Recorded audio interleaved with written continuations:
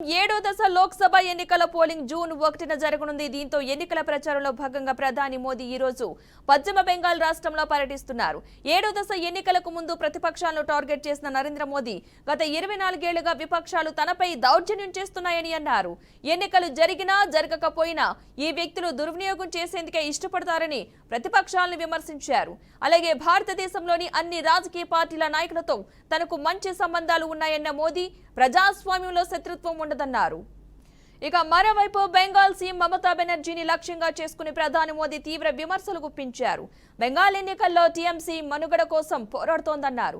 గత అసెంబ్లీ ఎన్నికల్లో బీజేపీ తరపున 3 ఎమ్మెల్యేలు గెలిచారని, ఆ తర్వాత బెంగాల్ ప్రజలు మమ్మల్ని 80 ఎమ్మెల్యేలకు తీసుకెళ్లారని గుర్తు చేశారు.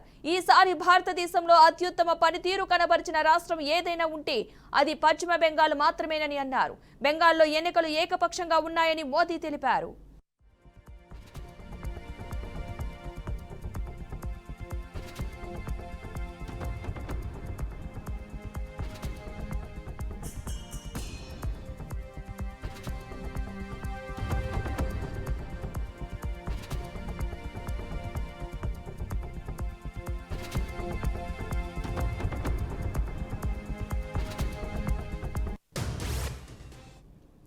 ఇక బెంగాల్ పర్యటనలో భాగంగా ఈ రోజు ఉత్తర దక్షిణ 24 పరిగణాల్లోని బరాసత్, బరూర్పూర్లో ప్రధాని మోదీ ఎన్నికల ర్యాలీలు నిర్వహించనున్నారు. అలాగే తొలిసారి కోల్కతాలో రోడ్ షోలో పాల్గొన్నారు.